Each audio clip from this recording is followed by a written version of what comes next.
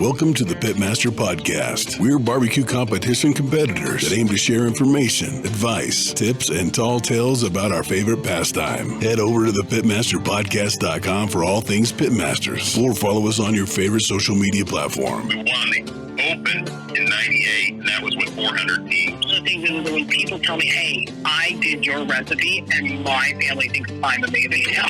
Right? Everything barbecue is we are arguing, and Jerry spring up is like, I'm not going to door. And I say, Sue, got some barbecue for you. And she say, thank you, Tuffy. And it just kept going and going and going. And then as time got further along, started winning and doing real well. And I developed on a lot of rubs and seasonings, and it snowballed from there. Damon had this ridiculous sense of being able to look at a rub and he can name it.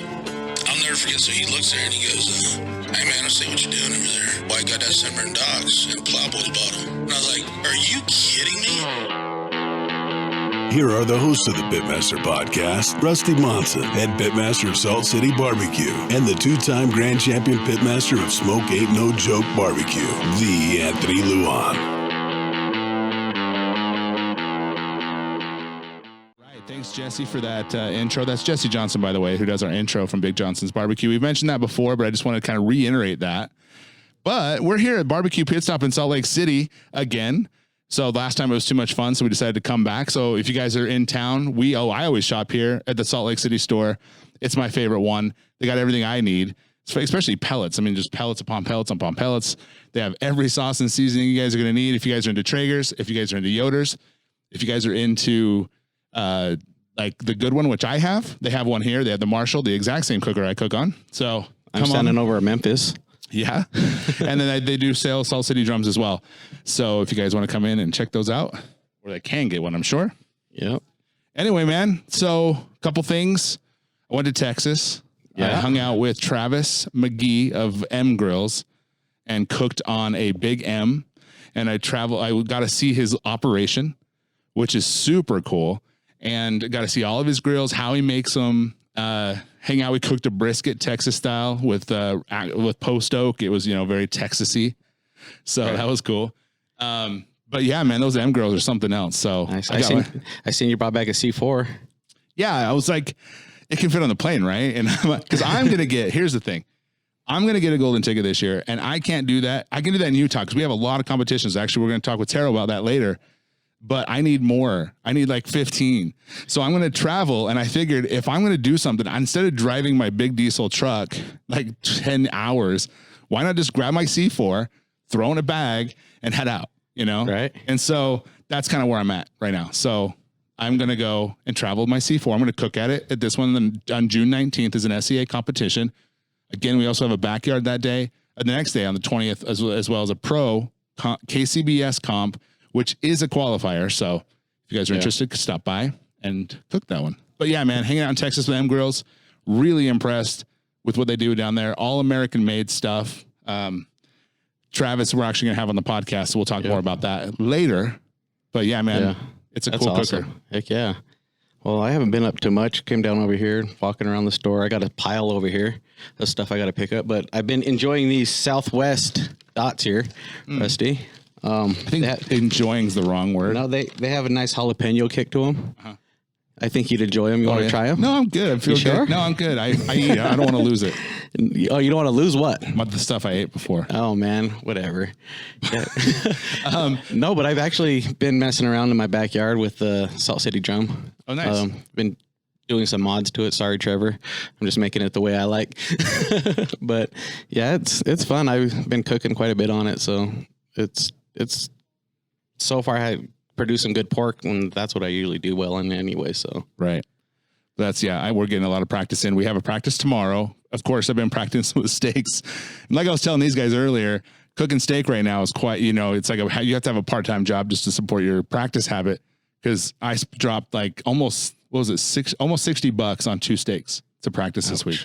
Wow, so a little steep. Yeah, but they were good. And I wanted to try out that C4. It was great. But yeah, it's a little steep to practice right now. Right. It's kind of sad because fortunately I had a lot of stuff trimmed and ready to go for competition. So we're using that for practice right now. But we're doing a little competition practice tomorrow. I also became a lifetime member of KCBS because, you know what? It's a good deal. I don't want to remember it because they had I think it's still no, it's done now.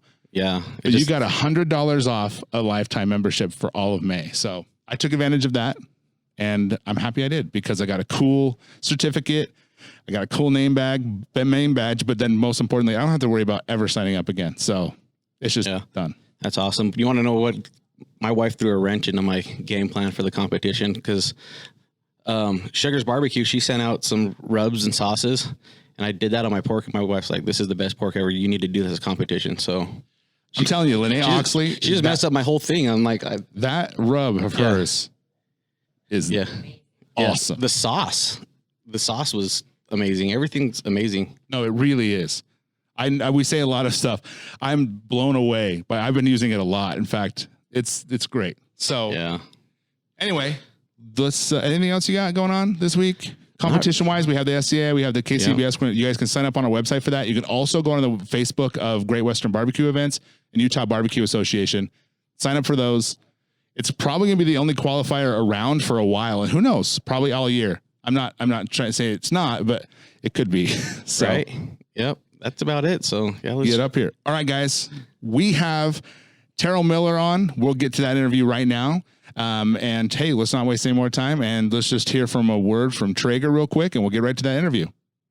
Over 30 years ago in Mount Angel, Oregon, Traeger invented the original wood pellet grill. Traeger continues to lead the industry as the world's #1 selling wood-fired grill. Perfected by decades of mastering the craft of wood-fire cooking, a Traeger grill will transform the way you cook because it creates consistent results every single time. So Traeger on and stay in a good mood through good food, making cooking good food easy. So set it and forget it. A Traeger maintains temperatures for consistent results. And with the Wi-Fi app, you're connected to monitor your cook, and there are over 1,500 recipes from traditional barbecue to pizza and desserts in the app as well. Traegers are so versatile. Smoke low and slow, or go hot and fast, giving you the time to focus on family, friends with flavor bonds. Traegering is easy. Just set the temperature with no need to babysit the grill and get all the natural wood-fired flavor. With Traeger's 6-in-1 versatility, you can grill, smoke, bake, roast, braise, and barbecue. It's a connected grill experience with the advantages of Wi-Fi technology, so you can just adjust and monitor temperatures with the meat probe and grill temperatures, or even set a timer. Download Traeger's Wi-Fi app today, and you'll have the power of your grill in your fingertips. So stay connected with the Traeger Nation via social media. Just use @TraegerGrills or visit TraegerGrills.com for more information. And remember, keep on Traegering.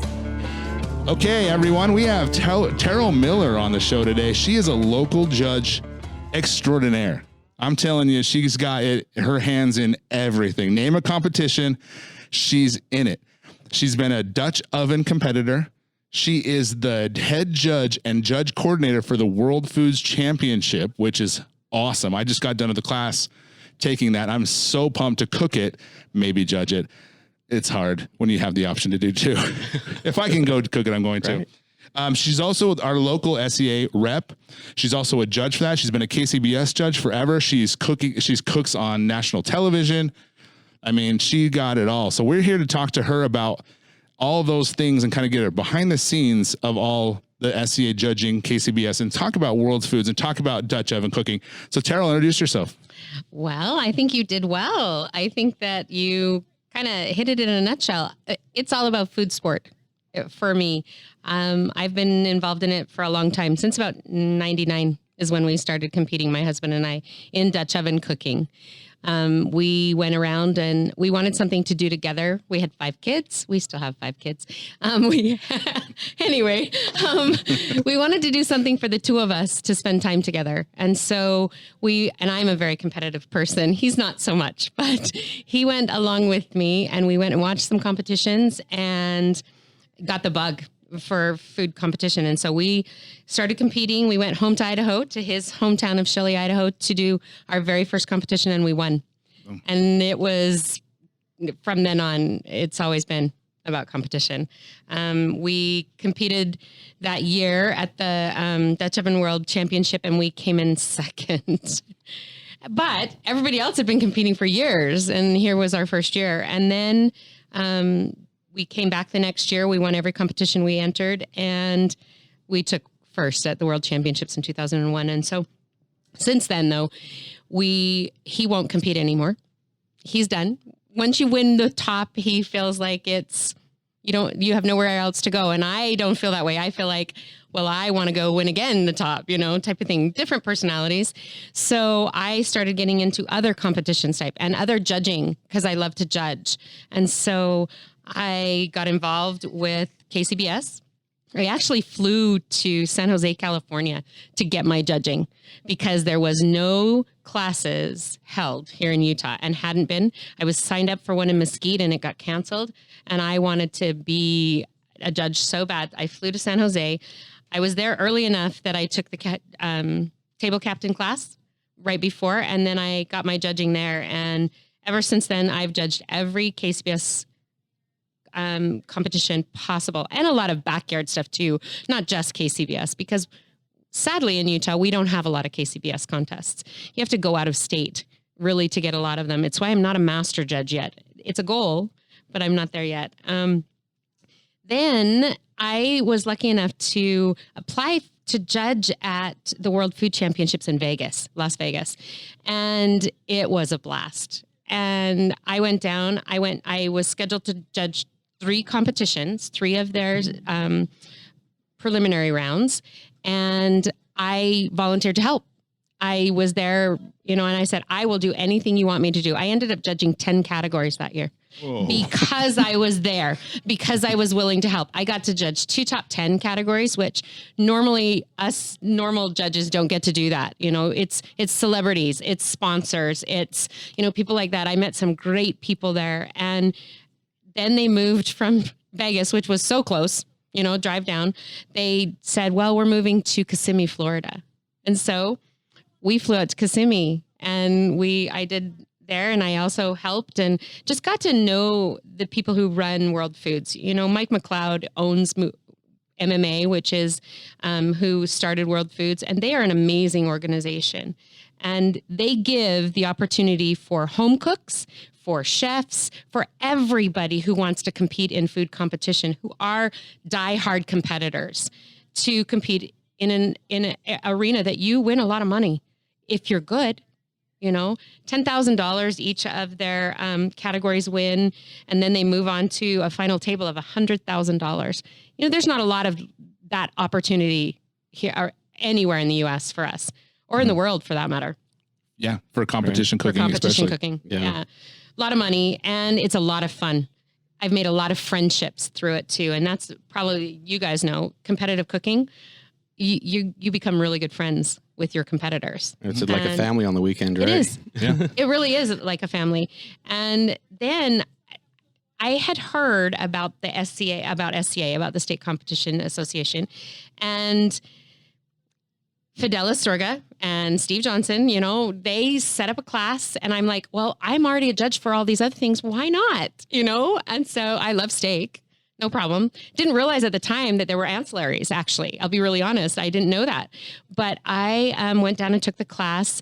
And when I was there and talking to Brett, who he's awesome, he asked me if I'd be interested to be a rep here. And I thought, why not? It keeps me involved in, this is a hobby of love. Just like when you guys go cook in it, it's something that's, we have so much crap going on in the world, so much that it's something that takes your mind off of it, that it reinforces the importance of family and friends and the importance of just having a good time, sometimes to try and get your mind off of things. And so I became the SCA rep, and I'm excited. I'm excited this year, especially because of what Barbecue Pit Stop has done too, because we have, our awesome steak championship series.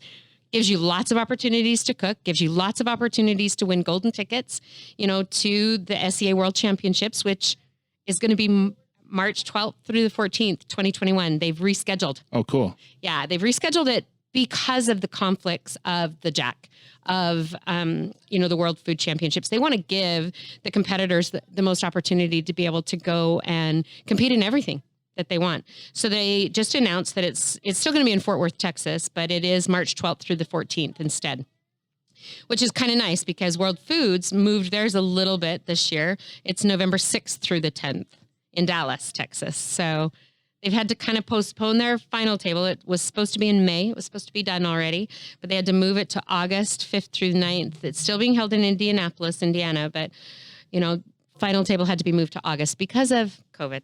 So, but anyway, yeah, I've been involved for a long time. Nice. So, yeah, and you actually ran. So we were on we talked about this a few podcasts ago. But we also talked about this on the Barbecue Central show about the competition that you ran in the SCA. Right.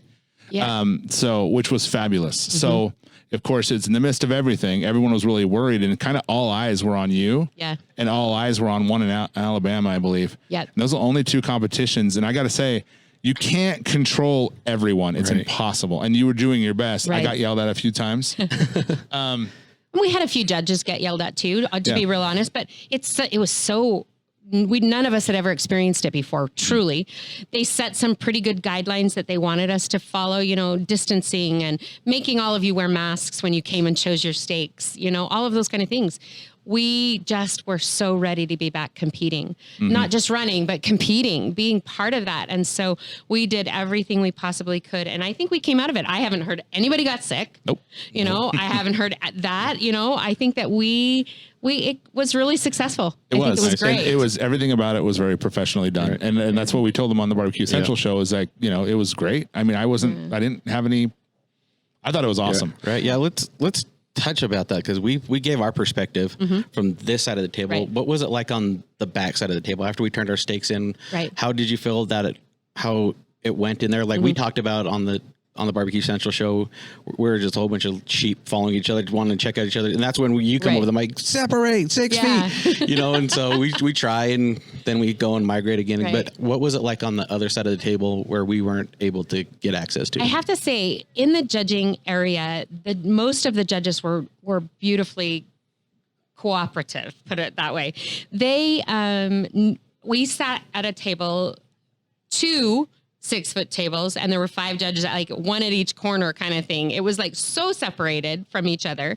Typically you're like really pretty crowded around a table, to be very honest, but we kept the distance from each other. We usually have a lot of people wanting to help in there, you know, a lot of people taking your box, bringing it in, you know, all of that kind of thing. We kept that to a minimum as well. We didn't want as many people in there on purpose. We wanted to keep it as low as possible, keep those numbers down, especially. And it still went awesome. It still was great. The judges thought that it was still an amazing event. And then, you know, we were able to film a show that night, you know, a little bit of a show for SCA. That was cool, by the way. Check it out. It was awesome. Yeah, it was Fidel, Curtis, and Smitty. Yeah, it was awesome. And I got to judge. So it was way fun for me because as an SCA rep, obviously I don't get to judge anymore.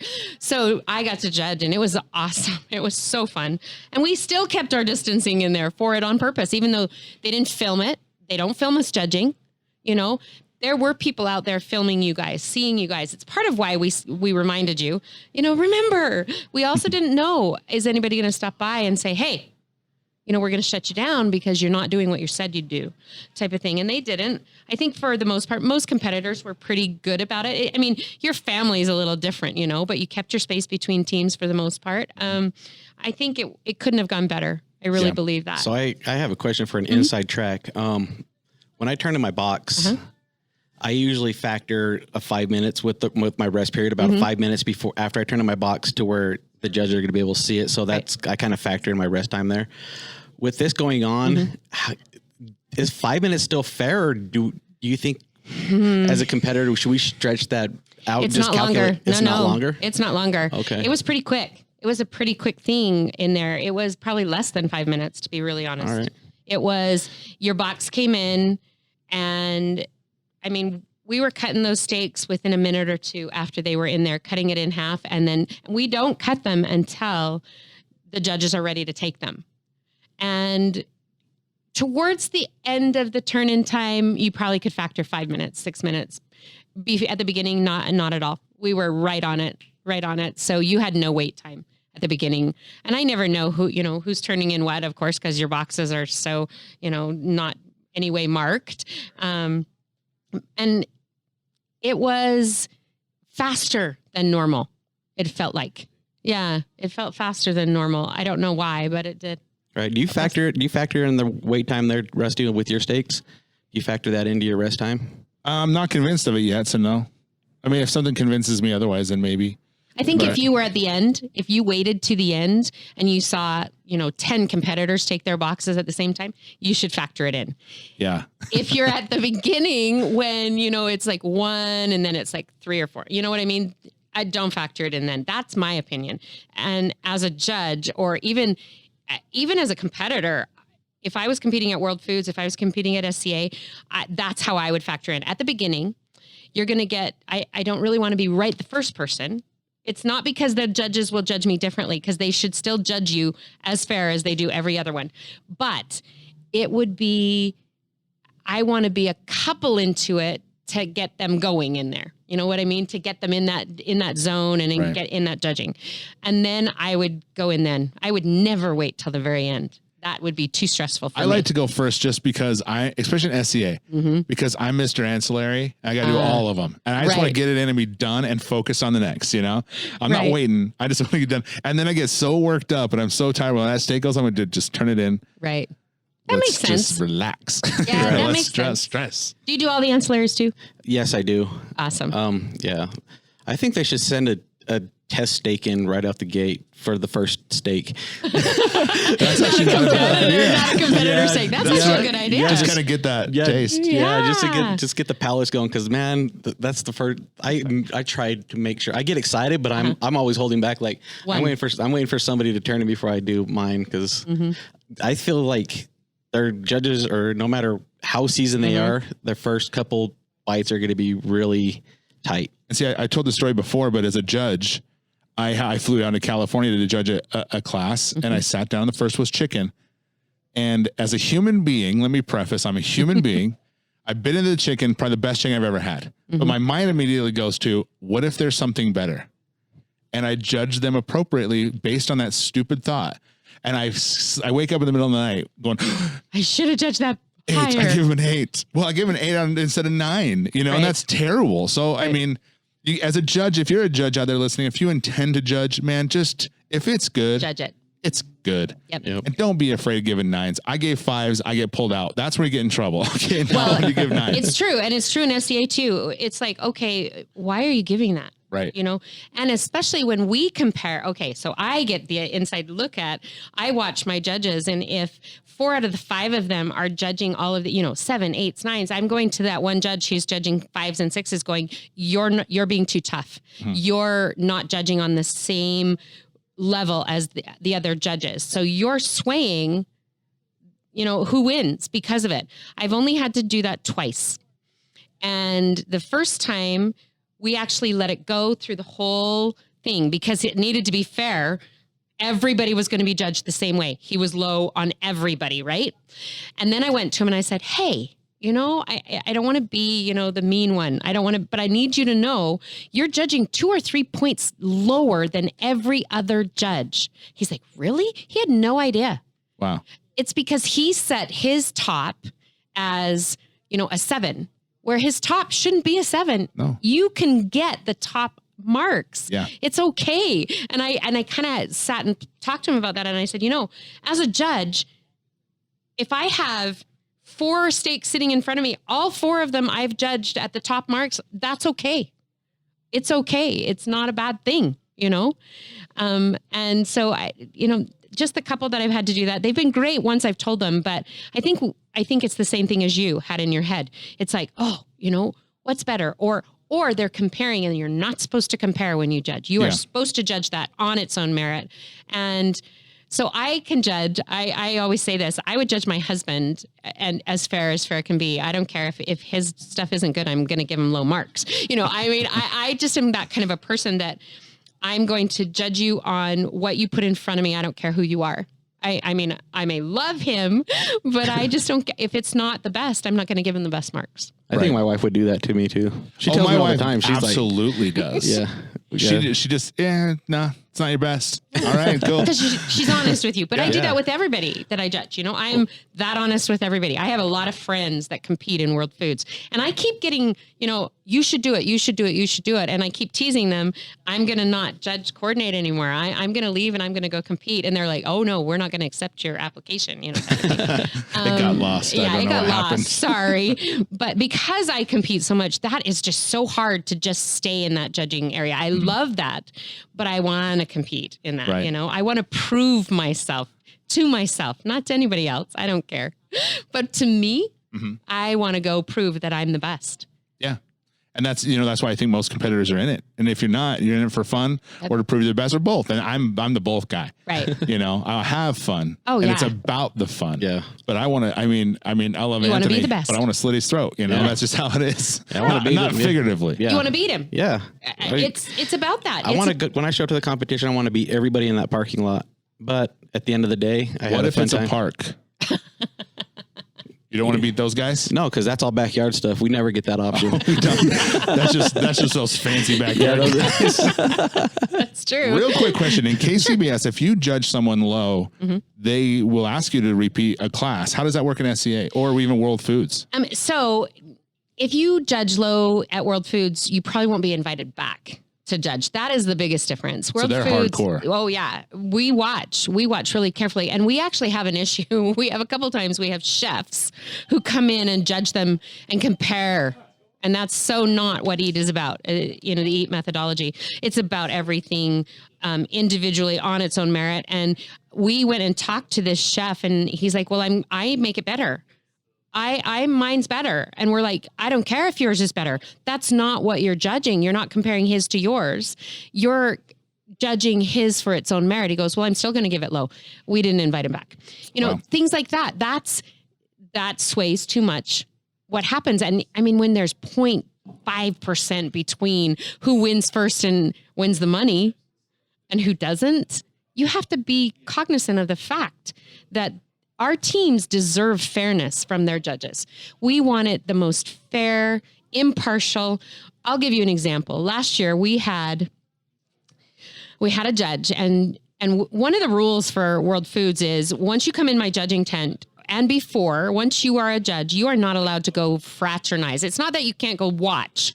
You can't go around and ask for samples of their food. You can't go around and find out, you know, what is 100% everybody's cooking type of thing. We want that separation. We want you to be able to look at it and go, oh, I wonder whose this is, you know, not, oh, I know whose this is. That's a big difference.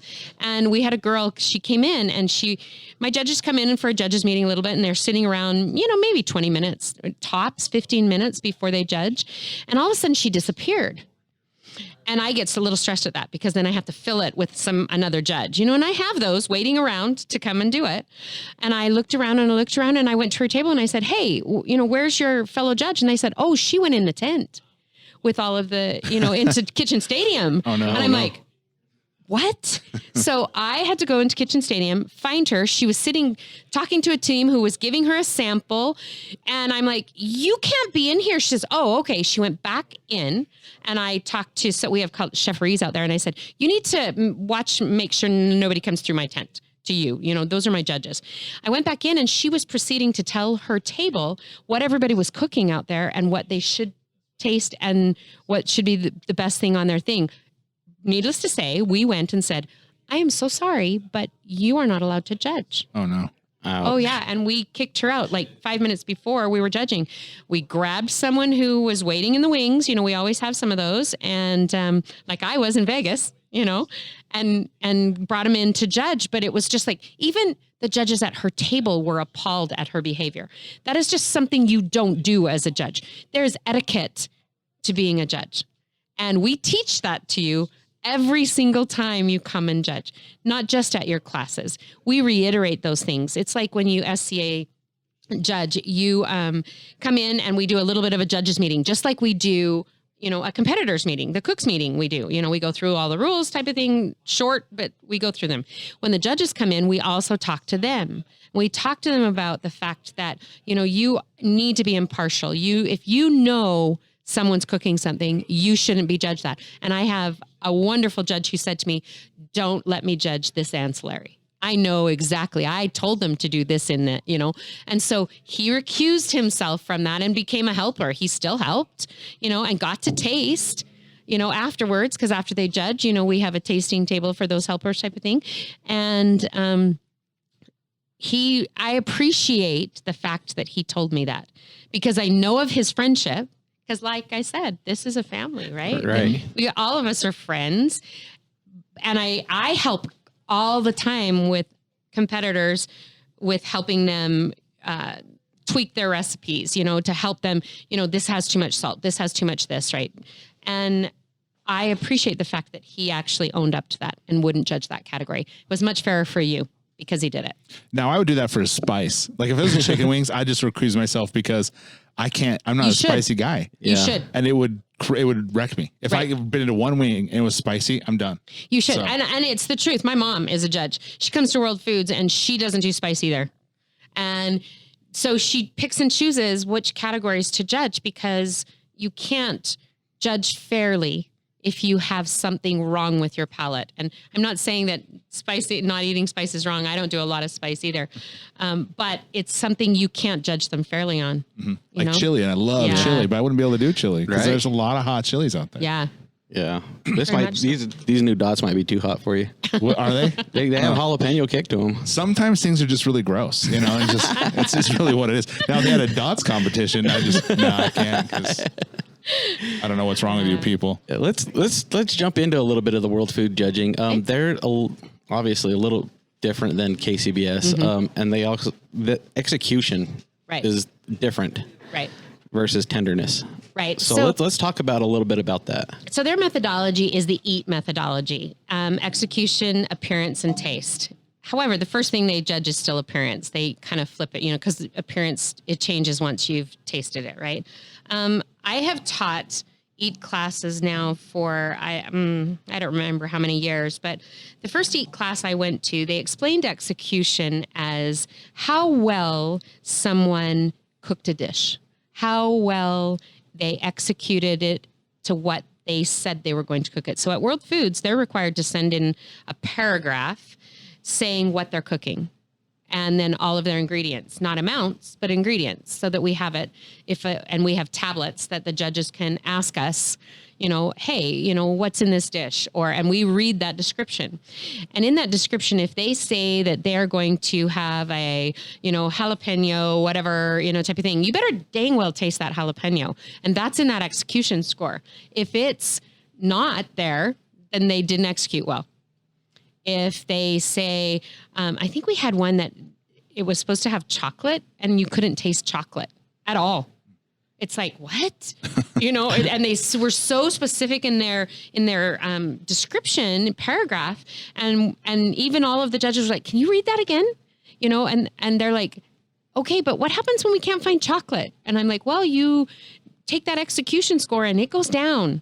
They said, well, it tastes still good. I said, sure, your taste is still good, but your execution is where it hits with what they say they're going to do. Touch on that for a second. You said wrote that down. And in World Foods, it makes it a little different. You can actually describe your dish to the judges in a paragraph. Yes. So, which is super different, cool. Way different than SCA, way different than KCBS. I don't know what you put in your sauces. I don't know any of that. MSG. Which I'm okay with. I like MSG. I'm one of those. But anyway, at World Foods, that's one of the really nice things, and one that we fought for as judges, because that paragraph, and it's also how well you write that paragraph, makes a big difference too. Oh, I'm screwed. How descriptive you are, how don't be too descriptive. You know what I mean? It's like you kind of have to find a fine balance there. It's like a mix between my writing and my wife's writing. Yeah, you should have your wife write it for you. She'd be way too descriptive. It'd be, she's a very good writer. Even like what Rusty and I, she starts out, it was the best of times. It was the worst of times. We've had to write for some stuff for the podcast, and me and Rusty are like, whoa, we got to chop this down. She's good at it. She's good at it. She's good at it, but it's too much. Too much, yeah. I would be probably wordy too, sadly. I would want to put everything in there that I want it to be. I want you to see this. I want this whole paragraph, type of thing.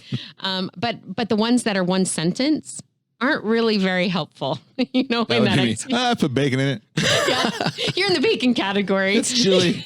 You're in Put some the bacon in it. you're in the bacon category. I put bacon in it. That's right. Yeah. I put bacon in it. Yeah, because I mean, you know, they have 10 categories for the world foods, which is also a really cool thing because you have barbecue competitors, you have steak competitors, you have dessert competitors, you have, you know, every kind of food competition.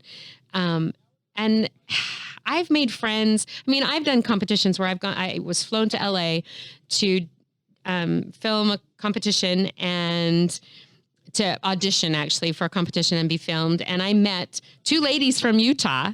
Oh. You know, here 3 women from Utah were there for out of 10 to do this, right? And those 2 have become good friends of mine. You know, one lives in Logan, one lives in, I think she lives in Lehigh. The other one, you know, but they still compete at Worlds. They still, you know, we've made those friendships, and it's because Mike has done something for food competition that's not been done before. He's brought all the different kinds of food competition together, which is a pretty cool thing. Way cool. Yeah. And if you see that on YouTube, go to the World Foods Championship and subscribe. Oh. They have a TV show on there, and it's really cool because they'll start at dessert and they'll work their way up to the final table. Yeah. But you were talking about execution. So let's just talk, let's kind of wind it back there too. Taste is 50% of the score. Right. This is World Foods. Right. Execution, which you were just talking about, is 35% of the score. And then appearance is 15. So that makes sense to me. That's the only 3 they're judged on. Correct. Okay. So there's no like creativity, nothing crazy like that. There's new this year. Yes. Okay. It's called the X Factor, but it's not something that the normal judges are going to be doing this year. This is a trial. This is something new. World Foods has food ambassadors, they're called, and they'll go through and look at a recipe and see if it's like really hard to accomplish in a venue that's not your home kitchen, that's not your restaurant kitchen. You know, is it something really special? Is it something really cool? And they'll give it some X Factor points. We don't even see those as judges. That's given to the tallier, and he puts those into the process. And it's new. It's brand new. It's not something that's, you know, 100% figured out yet. You know, it's going to be a really cool thing. That's way cool. Yeah. That's interesting. But I liked that it was simple too, but that X Factor thing would be interesting. I like I said, I took your class. I'm going to maybe judge it. Oh man, if I can't get a golden ticket, or it's called a golden ticket, right? It's called a golden ticket there too. Yeah. So I see, and that's the golden ticket. Yeah. So, but if you watch this show, I mean, it's serious business. Oh yes. They have a full football field covered with teams, all sorts of freaking cookery, and you just name it, and everyone's in their section. I mean, we have everything there for them to cook in stations. Then you have tasting areas. You have vendors. You got, it's 8 city blocks full of just craziness. It's so fun and you know, this year there's some things that we're tweaking, and we're actually going to be in a new venue this year. We're going to be at the State Fair, which is inside. Oh, cool. We're going to be competing inside. All the grills will still be outside. They'll have to go to a grill area, but they will be set up to compete inside, which for me, I mean, I ran a competition called the Cast Iron Chefs Challenge for 10 years. It was something we created that kind of piggybacked off of the Dutch Oven World Championship that I ran for 6 years. And it was held with the International Sportsman's Expo, and it's all inside. It was all at the, it used to be called the Sports Expo. It's now called the Mountain America. Oh, yes. The Mountain America in Sandy. Yep. Yeah. Yep. We held it in there, and it was inside, and it was awesome. And that'll be something new too for competitors. Indoor, indoor. Well, because a lot of times in the past they've had to deal with weather. They've had to do with wind and rain and humidity, and well, and baking in Alabama, Orange Beach, Alabama is where and it was really brutally humid, type of thing. We were right there by the ocean. And, when you come from Utah and you have zero humidity, it's a learning thing, and so this will be a cool thing. It's going to be really cool. We're very, very excited about the new venue that we have. Nice. So I have a question about appearance. I talked to Travis Bates. I think it was back on our 5th episode. With appearance, no offense, Rusty, but my box is usually prettier than Rusty's, and I put a lot more time into it. It's absolutely true. But how do you feel about appearance? Because Rusty's mentioned it before. You eat with your eyes, right? But appearance is always the lowest score, and we spend so much time making it look pretty. So appearance are we talking Barbecue or steak? Any of them, because even World Food here, Okay. the I think appearance is SCA as the appearances got a little bit more weight. I think it's the only one. Right. And actually World Foods appearance though is probably more elaborate at World Foods than it is at a KCBS or at Steak, obviously, by far. Yeah. Steak, that steak itself, I don't look at anything else in the box but that steak because there's nothing else in the box. You know what I mean? So you're looking at that steak. You want those marks, those grill marks. You want that beautiful color. You want, that's the kind of thing. Most of the time, my appearance is pretty high. You guys all do amazing stuff, and we've talked about that in SCA classes that, most steaks look beautiful. If they're a little gray, then you got an issue, mark them down a little bit, but most steaks do really well. At barbecue competitions, I find that some of my fellow KCBS judges look at that box and want that green pop underneath. Want that? I want that meat to look good. I want that. I'm not going to eat your greenery. I want, if there's a little bit of it, okay, fine. But that's not really what I'm looking at when I'm judging the appearance on barbecue. I'm looking at that, okay, is that meat a golden color? Am I looking in this side of it? I'm looking at the quality of your cook by what it appears to be. And if that means you have sauce on it or don't have sauce on it, you don't get marked down because you don't have sauce on it. Do I like sauce? Yeah, obviously. I'm a sauce kind of person. I would add sauce to a Texas barbecue, type of thing, because I like sauce. But appearance can be just as beautiful without sauce than with. And so I think it's really hard. Do you feel like they should weight it more, a little bit heavier into your scoring? That way people can actually take time to do it? I don't. I think that appearance should be weighted less. I'll be really honest. I think you eat with your eyes first. I fully agree with that I don't want to eat something that looks bad, but I can eat something that looks bad and it's amazing. So, it's truly that appearance. I want it to look like you took time on your meat, that you didn't just throw it in the box, that it's not all a mess in the box. That's a big deal to me, but I've never seen a box like that. So, I've never seen a box that was a mess. I have seen beautiful boxes that they are perfect along, and I would give them a perfect appearance score and that tasted like crap or that were tough as nails. And I'm like, okay, it's a good thing the other things are weighted more because you can't see those things. Right. You have to taste those things. Plus, I believe that a lot of that score, again, I'll reiterate, is in that taste score. I believe it. I believe a lot of that score filters in. If it looks great, it's going to taste great in your mind. Yep. Yeah. Or it's going to give you a hell of a good start before you bite into it. Right. But for me, it's like, I don't know. It's like Instagram, right? If I'm like, this is weird. So I need to post more on Instagram. I try. But if I don't like the food I eat, I don't post it. I don't care how beautiful it looks. Because for me, it's the taste. That's what it's about. And I feel like I'm gypping the people when I post it. It looks good, but man, it was terrible. No, it's true. It's very true. Because it's like in food competitions that I do, even the judges, when they're judging my baking, my cake, baking, because I do wedding cakes, I do all these kind of cakes. And when I go to a competition like that, if it doesn't taste good, you aren't going to win ever. You will not win on what it looks like. You will win on what it tastes like. That is in every kind of competition I've ever truly been in. When we won the World Championship Dutch Oven Cook-Off in 2001, we had strawberry cream puffs with an almond pastry cream, and they were cooked in the Dutch oven, which cream puffs in the Dutch oven are not easy. Yeah. Okay? That's right. I have some really good chef friends who have tried since when they were doing my competition to do cream puffs in the Dutch oven, and they can't do them. I was on Food Nation with Bobby Flay, and he came and filmed out here right after we won the World Championships. And he came and filmed, and then he came back to me and he said, I've never tasted such amazing cream puffs. He says, I'm blown away you did them in the Dutch oven. He said, but they tasted amazing. And I said, well, you shouldn't know if I did them in the Dutch oven. They should just taste good, type of thing. And we had a little discussion about that. And he said, it's always about the taste. It's always about the taste. All of those, Food Network competitions that I do, does it taste good? If it doesn't taste good, you're not going to win. Because that's where the work is. That is where the work I is. can cook a chicken just plain and put some freaking red food coloring on it. Right. And make it look good. Well, the year that we took second, they cooked a butterball turkey. Wow. Okay. A butterball chicken, excuse me. Butterball chicken. A butterball chicken infused with all the flavor, right? They didn't add anything to it. And the rest of us cooked pork. So those judges judged about 5 pork dishes. Then they got to theirs. Like, oh, thank the Lord. Oh, it's amazing chicken, right?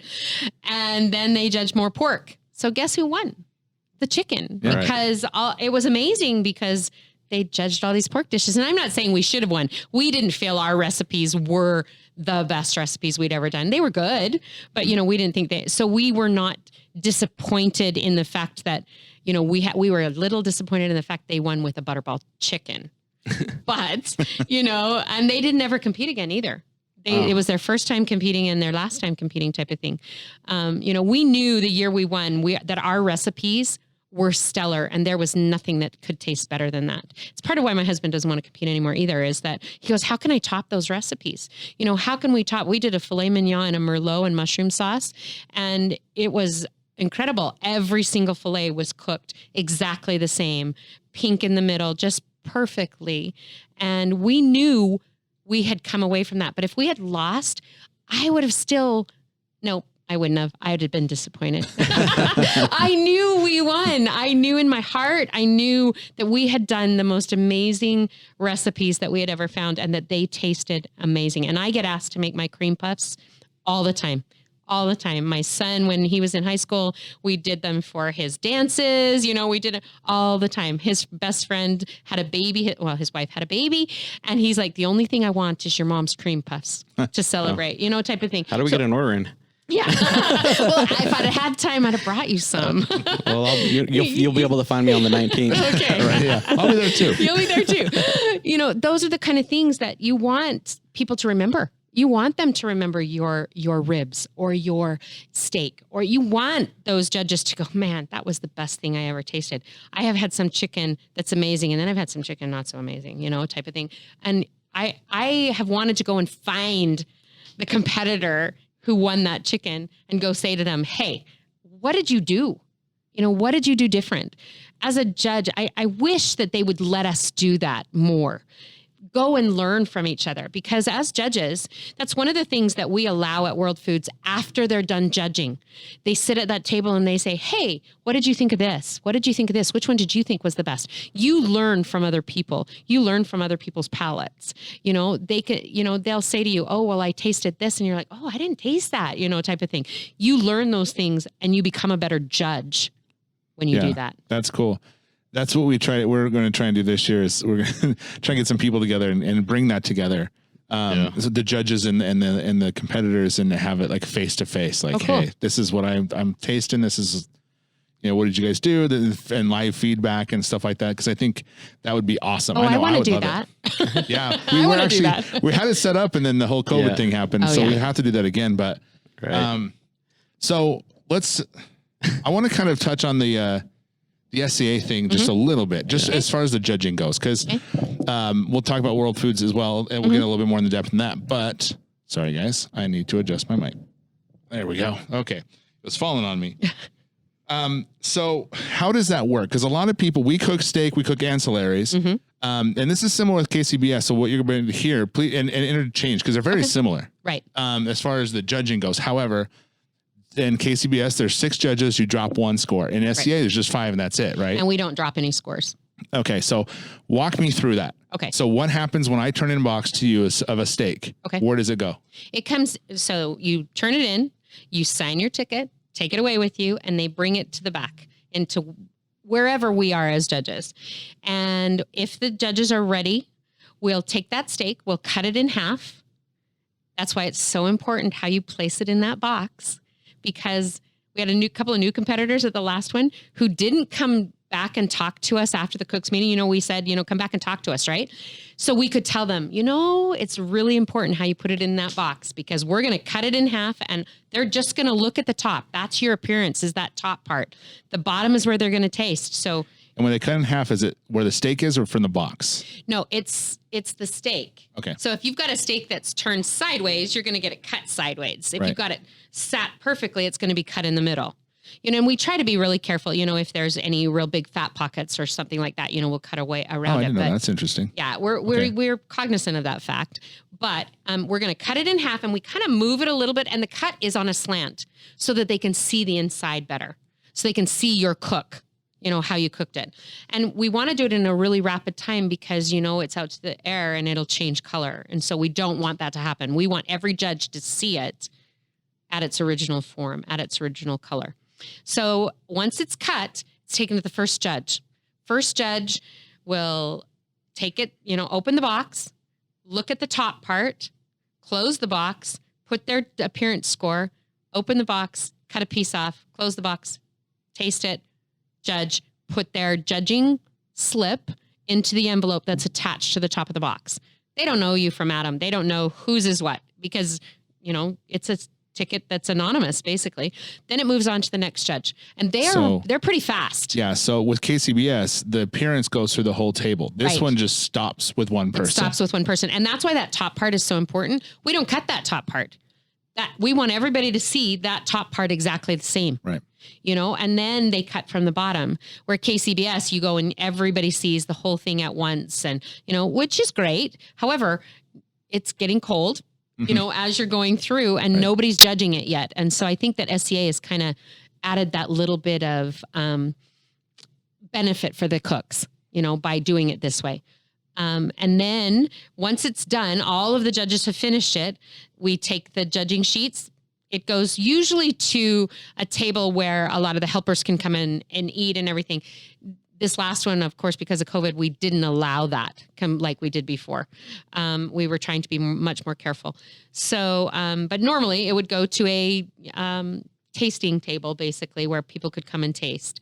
And then I usually, when I'm running the SCA one or the rep, would sit down and we have a program. We plug those numbers in immediately. Like they're in there. You don't lose that envelope. It's done fast. And then the next box comes in, it's done that fast. It's why we have that many people actually helping us. We have someone cutting. We have, a couple people doing numbers. We don't have only one. We always have a double check, to make sure that we get those numbers in correctly. We have the people out that are, giving you putting your envelope on your box, all that kind of thing. It's done in, it's a very, I don't remember what the word is, but it's, choreographed very well. It's done very well to benefit you. And part of that is Brett and Ken were competitors. Right. They looked at it from a competitor standpoint. And that's a big deal. They looked at it like it would be me. Well, how would I make it better as a competitor? As a judge, that's the kind of thing, that's a good thing. So to kind of, for those who have never seen a judging thing, so appearance is a max 10. Right. So you get 10 points max for that. Right. Per judge. Per judge, yes. Mm-hmm. And does the steak look appetizing is all really you want to know. Right. Doneness, max 10. Right. Is the cook to medium, a warm pink center. That's basically all you're looking for. And then texture. And now texture is interesting because you guys don't cut with metal knives. You cut with... We cut with plastic knives. Yeah. So never with a steak knife. So if you're out there, the judges have plastic knives to cut, and that will help judge their tenderness on how well that cuts. Because if we can't cut it with a plastic knife, your tenderness is bad. It's tough as shoe leather. So the texture is your steak tender. Do you enjoy the texture judged by cutting and chewing? So both of those things. Right. Then taste is 10.9. Now we're using decimals. Now it's okay to use decimals. 10.1, 10.2, 10.3. It has to have that decimal point with it. Yes. Right. Because taste is the most important thing. Mm-hmm. We want to give it a little bit more added. And then overall impression is just, what do you think? What was your kind of overall there? Right. And then basically you got, no, that's the same. So your ancillaries are, that's different. Sorry. So that's your steak. Right. That's, so that's kind of cool because it's 1 to 10, right? Right. So 1 is inedible, 10 is the best, 10.9 is the best taste. Right. And 5 is really a steak at McDonald's, if you could have a steak at McDonald's type of thing. You know and what again, I mean? when you're judging, like in KCBS, a 7 is really bad, Yeah. So so the difference between this and an ancillary is basically the same kind of judging. We have appearance, creativity, taste, and execution. Now, creativity. Yep. Let's say you have... I don't know. Oh, let me give you an example. The last competition, those cinnamon rolls with the bacon in them. Okay, there were 2 of them. Right. One had bacon wrapped inside, and I don't know who did them. So if you did some of these guys, okay. So some had bacon inside the roll, and the bacon didn't cook. Crispy didn't cook enough. So it had too much fat. Chewy. The other one, their bacon was crispy. I don't know what they did different. I mean, that's cool creativity wise. And they gave both cool creativity points. Honestly, it was in the execution that the one didn't get as high as the other. Right. So that's what you're looking for in creativity is like, it's basically kind of, by the way, that was mine. Sorry. No, I'm not kidding. You mean the one with the bacon inside that I took third place though. I'm happy with it. Okay. Yeah. I'm like, I'm not happy. No, but the thing is, that's what's hard with bacon is there's two kinds of people in this world. There's crispy bacon and there's not crispy bacon That's people. True. So I'm not offended by bacon. that in the slightest bit. And I'm a crispy bacon person. Well, kind of, I lost points on creativity, but I turned in some good bacon. Yeah, because you just had bacon though. Yeah, I made like. Did you candy bacon? Was yours the candy bacon? It was delicious. Yeah, see, It was But good. it wasn't super creative. Let's talk about the. Let's talk about the. But it was delicious. But I was entering a bacon category. Right. Right. Not the right way, sir. I know, but I talked to Rusty about this on the podcast before that. I was like, I'm going basic, and we'll just see how it does. And actually, You did still pretty good, I didn't top you? 10'd it. Yeah, you top 10'd it. So let's talk about that cinnamon roll. You said the bacon inside was part of the creativity. So it's kind of like we're talking about with the execution part in the World Foods. Right. It's similar. So the creativity is execution, but you also have execution on here. So you kind of doing both. Well, see, and that's where your execution, that's where I know you got lower points on was the because of execution that. part? Yeah, on the execution part. Which makes just sense. because some of the fat came out too much. It wasn't, I will eat bacon if it's cooked. Yeah. It just, some of it wasn't cooked. And see, the thing is this is funny is because I'm a both kind of bacon guy. But when we were testing out those, we had one that I undercooked them because I was trying all sorts of stuff. I'm like, let's do full crispy. Let's do this. Right. And those ones that were undercooked, they was like, I'm pulling out and all of a sudden the whole bacon comes out with me and it's stuck in my teeth. So I totally get that. Yeah. So the ancillary is kind of like you say is appearance, creativity, taste is another 10.9. Right. So taste is an important. Taste is a big deal. And then execution. So this is the SCA competition stuff. Right. So we talked about creativity, which is a note that I put in here that I want to talk about. So, but let's say that as a competitor, as a state competitor, what is some advice you can give me to make what I do a little bit better? What is really important to you as far as steak goes? As steak itself, not the ancillaries, right? Yeah. No, well, you can touch on those too. Okay. But most people do steak. But a lot of only the crazies do the ancillaries like us. We love the probably. ancillaries. I have to say, I would do every ancillary possible. I would if I was competing. A matter of fact, I might come just do ancillaries. Right? Oh yeah. Sitting this one out. Yeah, I'll sit the steak part out. I'm just going to do dessert. If you let me know. Yeah. Because I'm not doing the ancillary. Yeah. Come on. Well, You get scared easy. shouldn't be scared. It's really truly about. Oh no, it's cool. Bobby Flay just said her puff pastry. Yeah. I'm good.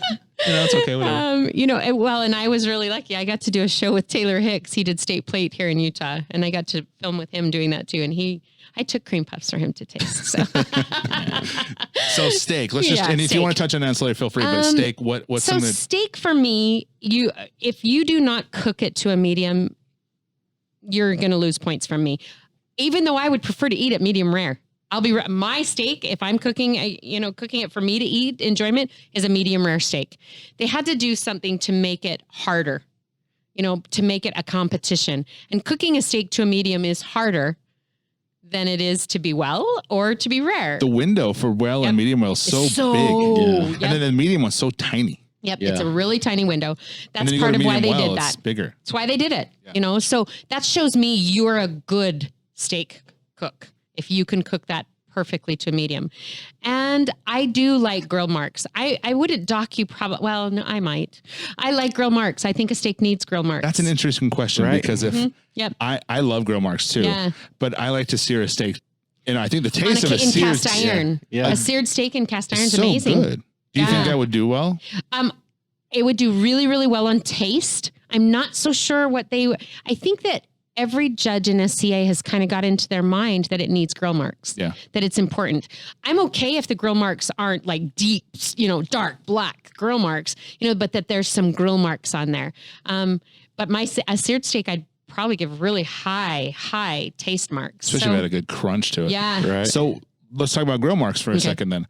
Some are deep black. Yeah. They don't come off. But sometimes when you butter that steak, those grill marks will come off. Oh, yeah. Do you guys notice that? Is that an appearance thing for you? It's an appearance thing. And it's truly one of those things that you look at and you usually put your butter on pretty close to the end. If you put it as a butter ball or a butter, on the middle of it, we know that's why it's done it. So you don't get marked down really for that. I don't mark you down for that.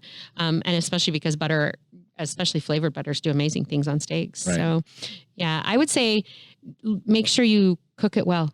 Perfect. Not well as in medium well. Yeah. So sometimes I've noticed when I went from one weight to a lighter one, so I'd have a heavy weight. And then there's this like, almost like, it's like a smoke ring looking thing, but it's gray. And it's because they push too hard on it. Yep. And but it's a perfect medium. Right. But then there's the light. And since I've switched to a light top, I don't have that at all. It's a perfect medium from the top to the bottom. Do you think that would, or do they just look at that and say, that's a medium? Right. Or do you think they get appearance scores based on that too? I think that they give appearance scores based on that too. I really do. I think also judging is a very personal thing. We teach you how to judge, but then it's up to you to judge correctly, judge well. I know some really good judges, that are awesome, amazing. I know some that need more experience and need that talking with each other to learn from each other. I think that's an important thing too. Oh yeah. Ancillaries for me, is about creativity. It's really about, I was going to bring up one, but I'm not going to, because I don't know who's going to listen. And I don't want to tell you to say that. Do it, because I just, that one was kind of nice for me to hear. That was great. So there was one, I didn't think it was very creative. It was like a corn. Oh, that was mine. I'm just kidding. I'm totally kidding. It was like a corn, like a Mexican corn in a cup. In a cup. Yep, Matt Hansen's. Is that who it was? Oh, thanks. Thanks. Sorry, not Matt. this last one. No, not this I don't know whose was it was. Last year's or this year? I know whose it was. It was this year. Oh, okay. It was this year. It just wasn't. I mean, it was just a corn salad for me. So I don't think that's very creative. Creativity. I mean, honestly, my creativity points were huge for years. When we saw a cinnamon roll come in with bacon and maple, truly the bacon side of it was there. Absolutely, type of thing. And it was more creative. It's harder. It's way harder to do a cinnamon roll, than a corn salad, type of thing. I am so sorry if I offend somebody. Oh, no. Okay? We're competitors if you're going to do it. See, I love this. Yeah. When you say that, I'm like, oh yeah, I need to do it. Yeah. So next time if I do it. So that's great. So on the 19th, it's dessert, right? Yeah. I expect some amazing desserts. Can I tell you what mine is? So when you judge it, you can know? I don't get to judge it, remember? I don't get to judge it. So whoever's One of listening. my firework things will You still don't work. need to worry about it. I just write in, this is Rusty's on it. No, I saw telling Rusty on one disqualified. podcast that I want to open the box and it's going to have one of those little pull string fireworks that you get at the restaurants and little glitter coming out. All right. Thanks, Michael Jackson. Oh, wow. Okay. That might disqualify you. Right? There's no rules. I didn't see that in the rules. So creativity in the ancillaries Yeah. can get hard though. Yeah, it can get hard. Like when you're doing chicken wings, there's only a few ways you can put that in a box. That is true. Yeah. That is very true. You And know? chicken wings really are truly more about taste, really, for me. But I'll give you an example. Caitlin today, Yeah. I think you've had Caitlin on your show, right? Yeah. Mhm. She had the most amazing idea for an I saw ancillary. this. This is That great. parfait. Yeah. You would have to cook 3 or 4 dishes to do your parfait. I think that's amazing. That's an amazing ancillary. That's difficult because you're cooking 3 or 4 things. You're layering. You're layering. You want all your flavors to blend and complement each other. Amazing category. I tagged Brett and said, hey, I think you need to add this, type of thing. I thought it was a cool idea. Caitlin, it's a very good idea. It is. And I know you listen to this podcast. It's just complicated. So next time you come up with a great idea, let's just do something easy. But it's simple. It's Like simple. packaged hot dogs. I thought it was an amazing idea. But it though. is. It's true because it covers it all. Creativity, taste. I mean, and it could skill. be so many different things in that parfait. I think it's a truly amazing thing. Dessert for me. Okay. So in a lot of Dutch oven competitions, at the world level of Dutch oven competition, which really isn't as like it used to be when I was in competition, we competed against a team that came from Japan, type of thing. Okay. They cooked, some kind of pudding inside their Dutch oven, but like in individual Dutch ovens in their Dutch oven type of thing. Okay.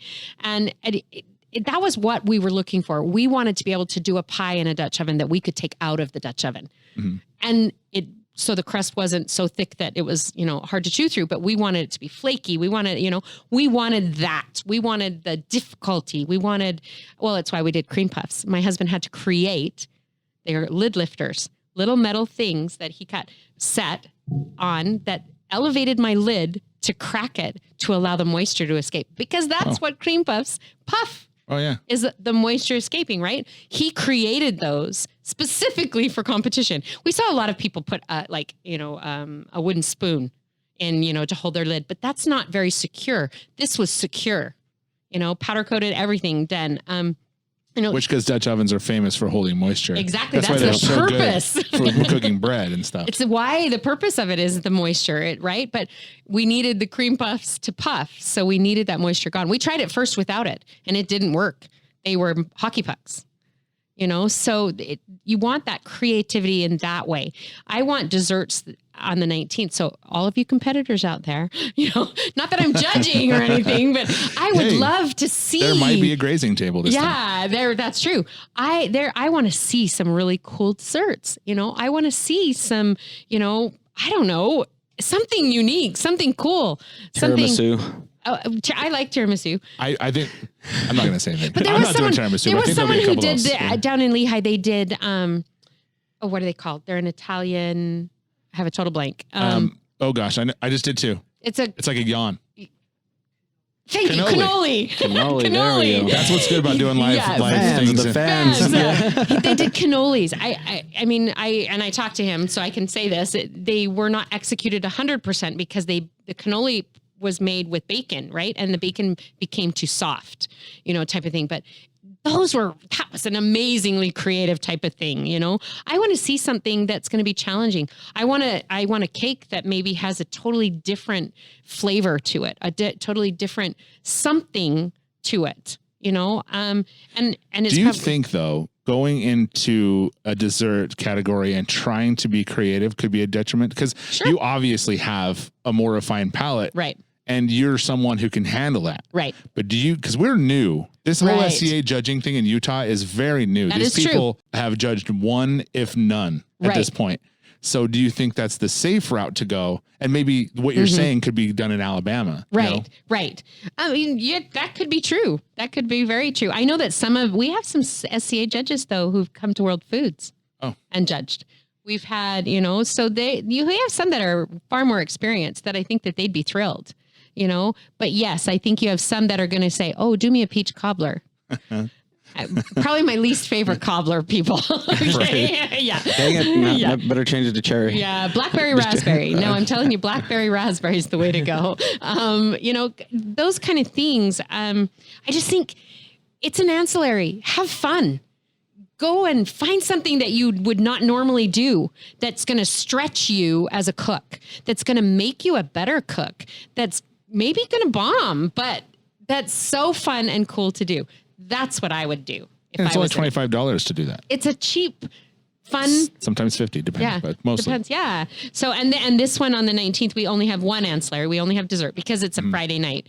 And because we knew a lot of you were also compete the barbecue the next day. So, we didn't want to be up till 11 o'clock, doing judging and stuff. But we've got a lot of other ancillaries in the next, couple of weeks. Like, do you have those now? Do you know them? I do. Yep. So run off what we have coming up for the SCAs in Utah. Okay. So June 19th is at Katrubis, Wasatch Front Kia in Riverdale Road up in Ogden. And that's the dessert is the ancillary and then steak. We're not doing two. Then on July 11th, we're in American Fork.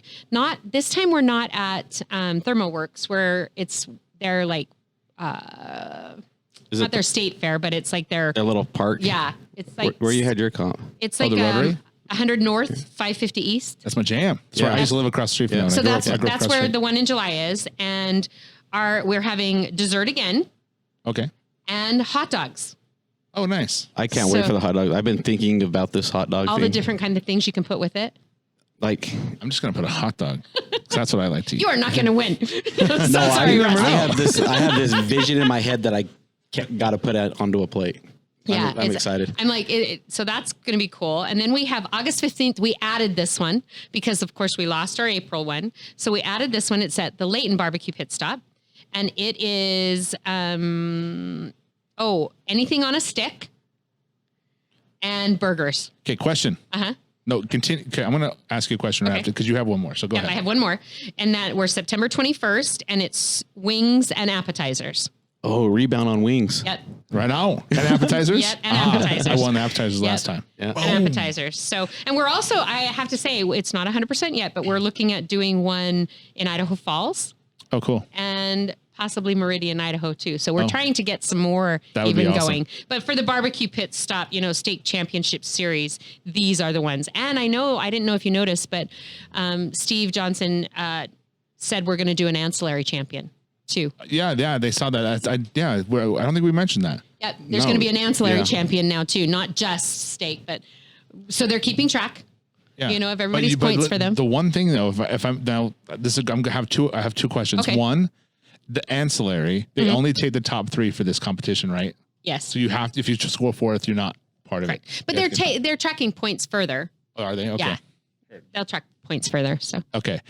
Anything on a stick. Mm-hmm. Now I sit there and I work in my brain what I can do on a stick. What would you suggest? Give me an I don't idea. know. This one actually, I looked at that and thought, wow, you could do anything at all. So you could do one that was fresh, that had tomatoes and mozzarella and no meat at all, be a veggie stick. You could do a chicken tikka masala on a stick. You could do anything that you cook. Cheesecake.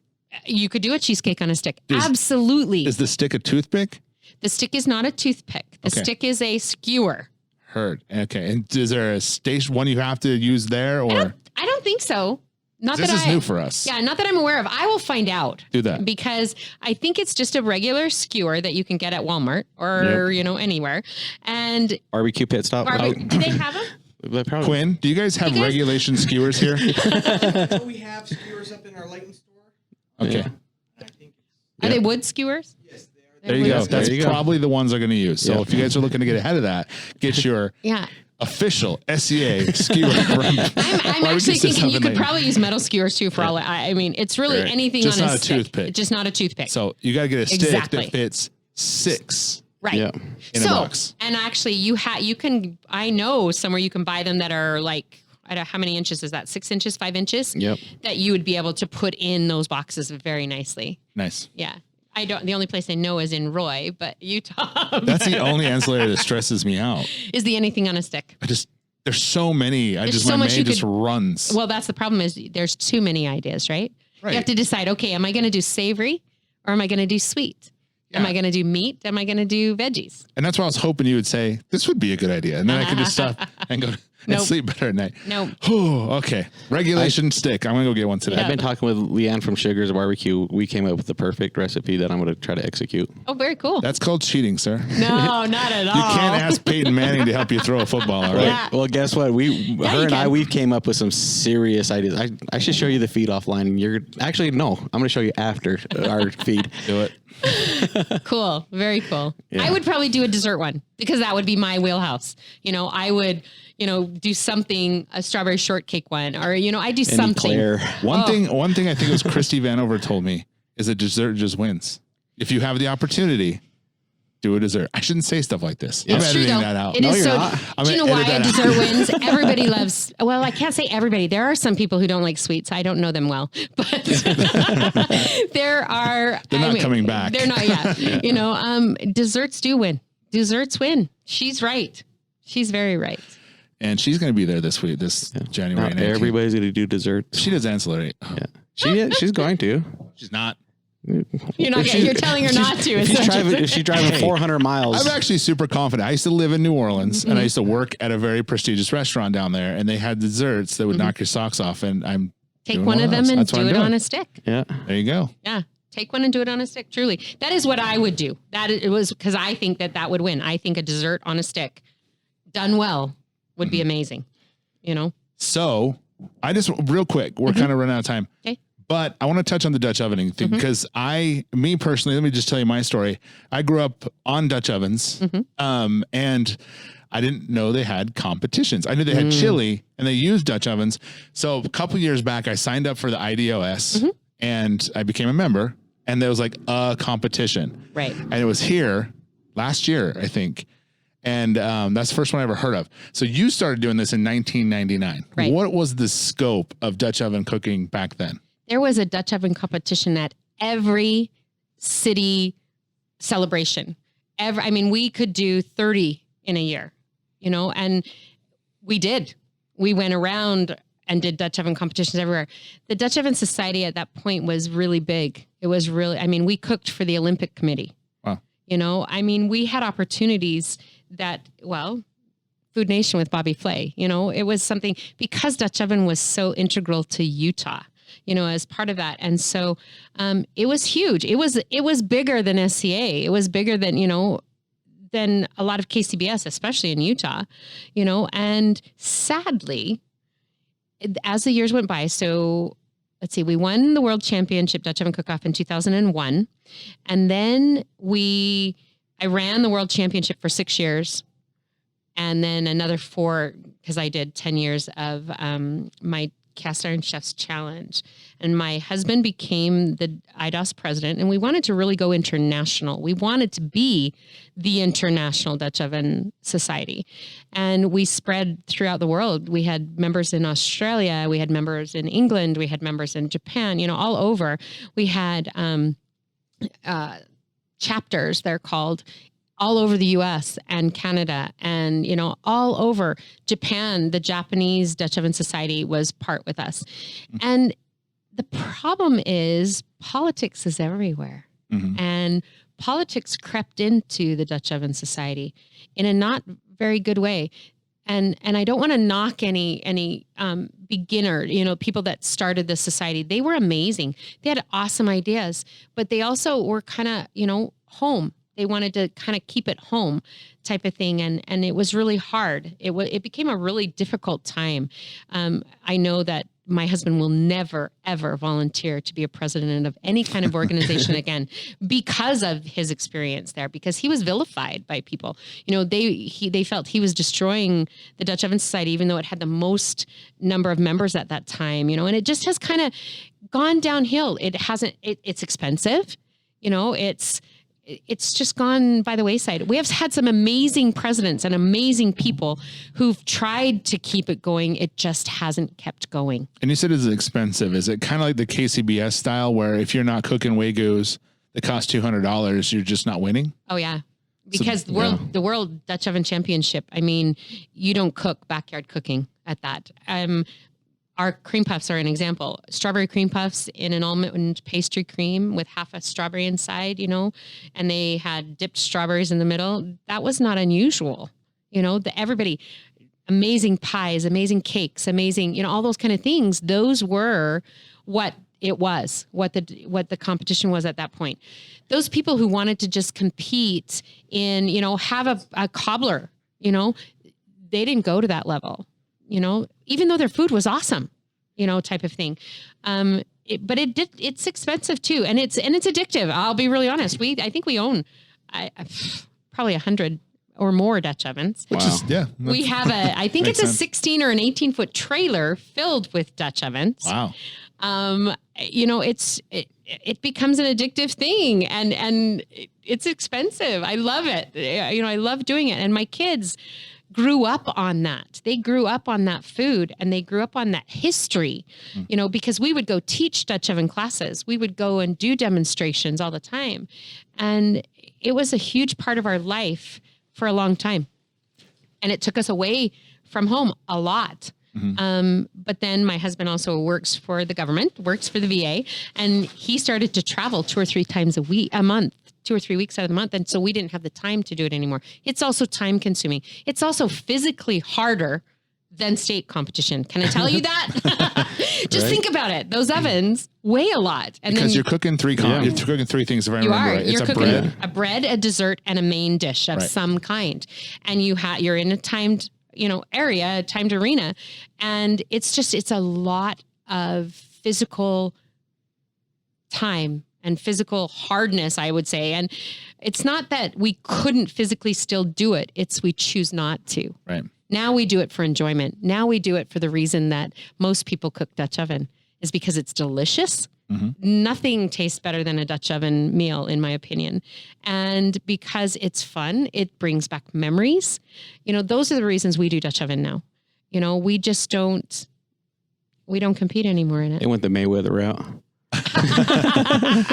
We won and we're out. We're out 50-0. See ya. Okay, that's my husband. He does not want to. I would so go compete again. If they had the World Dutch Oven, I would go do it again in a heartbeat. Nice. Because I'm a competitor, though. I am that diehard. I want to go win, and I want to win. And see, I'm going to do it. I know they have. I don't think they have one this year. I want to join your team. Let's do it. We'll have the Pitmasters podcast Dutch Oven cooking. That'd be awesome. Yep. And then we'll bring Glover with us. There was That'd like be 10 awesome. We'll bring people David with us. There was like 10 people the last one. Yeah. Yeah. And not saying I want to start some sort of Dutch oven revolution, but for me, it's like you said, it's just cool. Dutch oven cooking is just cool, man. And I think that it should be more. Do you think it's something that's dying? Do you think our competition, obviously? Well, just in general, do you think just outdoor cooking has gone more pellet and electrical versus? I think it's the complete opposite. You think so? With live fire cooking, with brio, Derek and those guys doing brio, and even down in M Girls, Texas, he has what's called an Apache. He's cooking. It's a live fire table. I think I've seen, me personally, Dutch ovens have kind of had a resurgence in the backyard. Yeah. Just not in the competitive arena. Yeah. Mm-hmm. Yeah. I think more and more like companies like Field Company and Stargazer coming out and having these craft pans. Once they go, if they ever go to a Dutch oven, then I think I can see it. I just wondered that because I used to be able to go anywhere and get Dutch oven. Now it's kind of, they're hard to come by. Hard to Smith come and by. Edwards. Yeah. And I can go to Camp Chef, and Camp Chef have some amazing ovens. More than half of my ovens are probably 3/4 of my ovens in my trailer are Camp Chef ovens, and their cook tables and, everything like that. And they were a sponsor for my cook-off. They were amazing.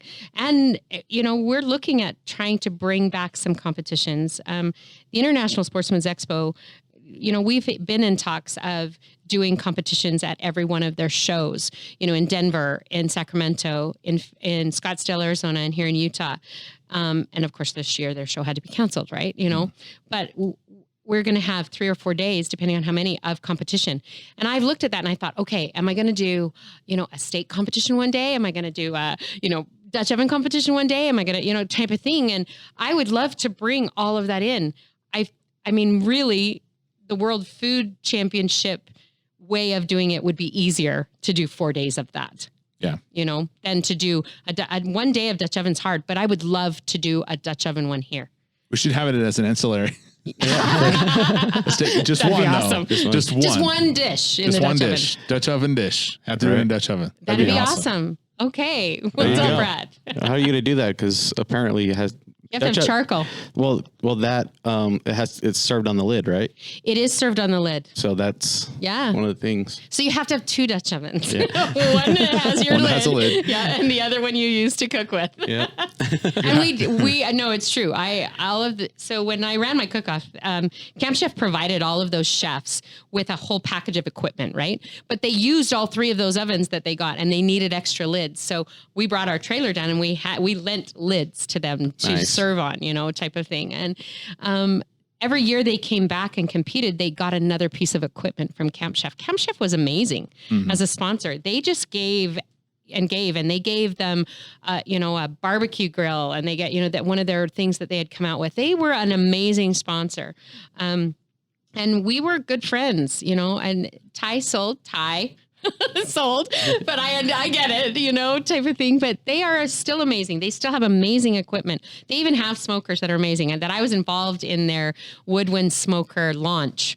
I got to compete. It was a competition, and I'm the one who suggested all the competitors, and I did not win. So it was very, anyway, David Grover, he was one of them. Great. We all got a woodwind for free. Oh, cool. To compete, to, experience it, learn it. And then they launched it down in Provo, and it was awesome.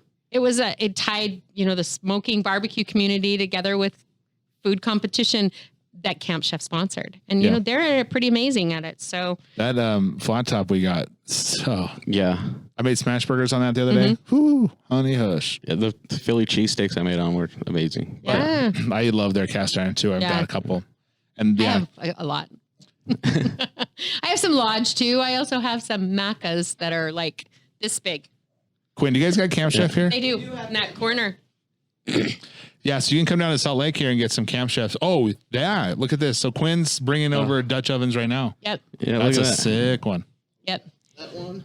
Oh, they're oval. Bring The your oval. oval. The Yes. oval is Yeah. so I won the hard oval. to get. I won the oval at the chili cook-off. They're so Yeah. nice. The one I chickened out on. Yeah, We have Dude, I made the some- best pot roast, the Mississippi pot roast. Yeah, Caitlin's They are recipe. amazing. Yep, that's it. So I have this one. I bought this one. It's an oval. It's got the golden spike on the front of it. Yeah. And I use that for family dinners constantly. In your oven. Don't talk too Yep, much in my about it. oven. Quinn's getting wore out here. Hold on, Quinn. Lift it up. Take it home with you. Well, you know, they had some and then they didn't for a long time. So we Yeah. bought some right when they very first came out. They weren't golden spike. They were, I don't remember what was on the top of them, but we had some. And I was offered a lot of money for mine because they went away for a while. And then they brought them back and they have the cool golden spike on it. Well, so. they So have high. like Should've right sold now high. in the 90s they released this like woodland. I think it was Lodge. They had woodland creatures on it, and now they're like $1,000 per. And Oh, we have deers and we have. I have a deer one in my yeah. house. I just was looking those up on eBay. It was like $900 per cooker. We have Really? 16-inch Dutch ovens that have, they're called paw prints or something like bear print. They have bear print and a bear on them that are really cool. Nice. I have a deer Yeah. one sitting in my garage, not doing anything. Check it out. Well, I have one of the best ones that you can't get anymore. It's the Doug Miller one. And it was Oh, a man. limited edition. And Doug was very involved with Dutch oven cooking with us. He became very good friends.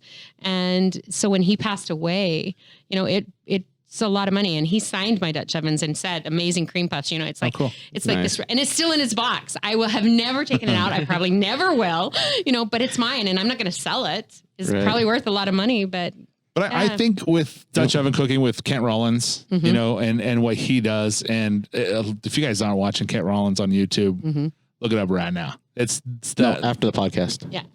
Yes. Don't not when you're driving. Okay. Stop your car and look it up. But I think it's on the rise. And I think in a couple of years, you're going to see a lot. And I think there will be another little small resurgence for competition Dutch oven cooking. And I I'm hope so. going to be ahead of it. Oh, Do do it. it. Not Do it. ahead of it. Ahead of it. And And doing we it. are. We're gonna make a Pitmasters team. Let's just do Well, I it. wouldn't mind doing that. Right. I'm that kind of guy, but I'm saying I'm going to be ahead of it and I'm going to be Right. whooping everyone's butt. That's what I'm going to be doing. And have IDOS research. That's truly where you need an organization that can be over those cook-offs, like SCA, like WFC. You know, you need that.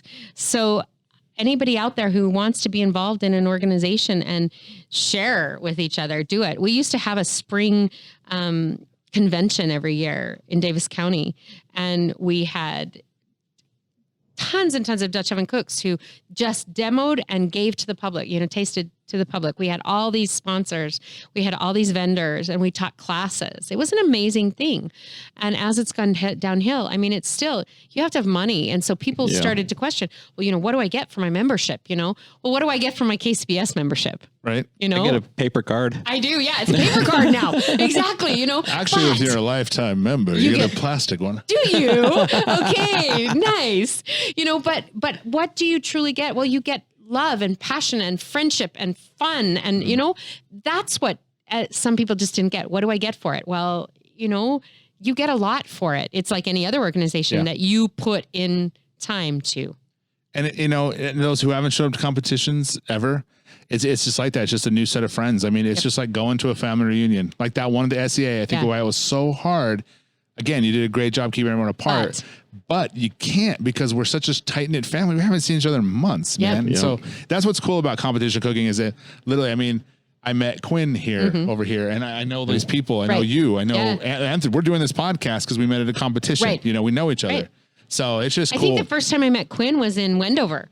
Judging there, you He's a know, judge, yeah, judging barbecue there.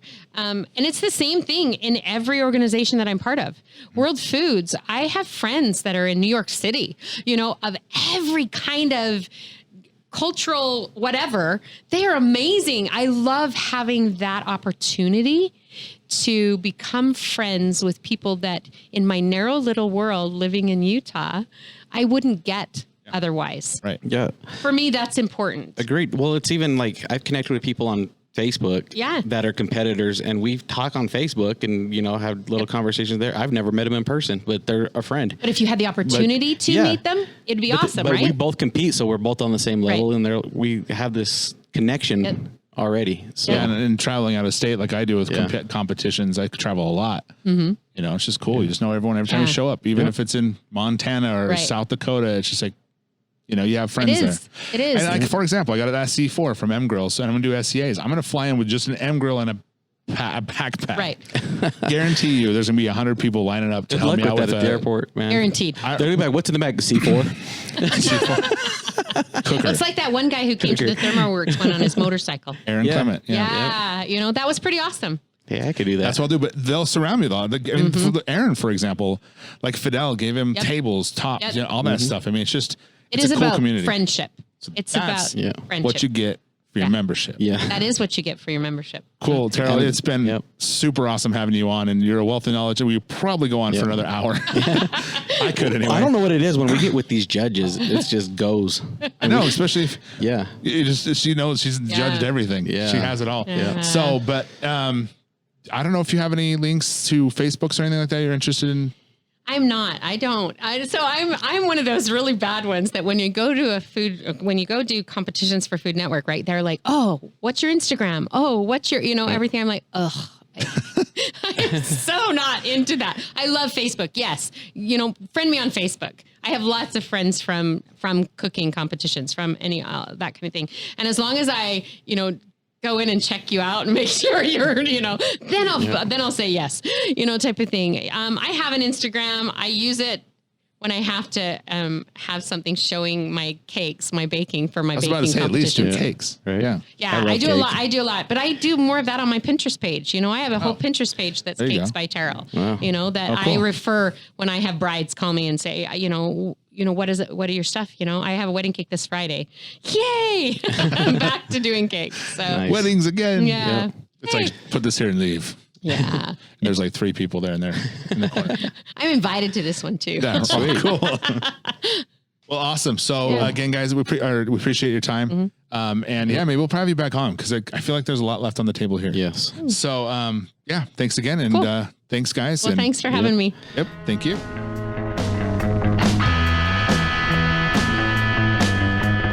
Alrighty. That was a great talk. Way too much information for me to handle myself. I'm over here trying to take notes and I'm like, one more time, run that back, but there's a lot of information there. This episode I would recommend listening to twice for sure. I know I'll listen to it. To be honest, I have to listen to every episode. I do because I have to edit it. Well, it's one free download, right? On their numbers. But this is one I there's a lot of information here. I learned a lot. I've been through all the classes. She's taught classes that I've learned from. I've been all there, but I still learned a buttload from this. And then, again, if you guys want to try out for World Foods, I guess you can't really do it. How many classes? I mean, Terrell's still here. How many classes can you do? You mean how many do you guys do classes wise? Oh, well, we've done only once every year for the past couple of years here in Utah. We'd like to do another one. I don't know that we'll get one done before November. But we do a class in Texas the day before the competitions start. And if you wanted to sign up for that class, pay for it, plan on coming, you're guaranteed to judge. And you might, because there might be a lady who goes into the other tent. Yeah. But guys, listen, I get people all the time saying, hey, how can I try your barbecue? And how can I do this? How can I do that? Dude, sign up for a $60 judges class for a steak. Sign up for a KCBS class. I, like Terrell, had to fly to Kansas City to take my judges class, but the state competitions right now, there's a lot of them. The classes coming in every single time we have a competition, there seems to be a class. So Terrell did mention before the show that there will be a class coming up in September for the state judges. Guys, I'm telling you, I love to judge. I judge KCBS, I judge SCA, I now judge the World Foods, and it's a good time. It's a lot of fun. It's a lot of good food. Who doesn't want to show up on a Friday night and eat some really good at steaks, or a Saturday night and have some like ancillaries and barbecue? So sign up for those guys. Again, you can find us on the pitmasterspodcast.com. Yep. That's where we have all of our stuff. Except for gear. I have to fix that. Yeah. If you guys want to try to buy any gear from us, it's kind of down right now. I guess I just found that out today. But Instagram, guys, we're on all the Instagram, the Pitmaster Podcast, Facebook. We're going to start doing lives again. So hop on there so you guys get notifications for that. And we also have a community we're working on, so try and join that too. And drop us a review. I think we should read some reviews on the podcast every once in a while. Rusty looks really good. Always. That's the one. I don't know who wrote that. Yeah, movie. that's Thank amazing. You. That's a really good one. Oh, your daughter. Oh, that's my. That's my wife. Oh. No. Yeah. So, guys, thanks again for listening. We do appreciate. And do download the episode and leave us a review. We'd really appreciate it. And come down to Salt Lake City and 13 South and State or Maine. Third West. Even better. Come hang out with Jared, who's on Salt City Barbecue. Come hang out with Quinn sometimes.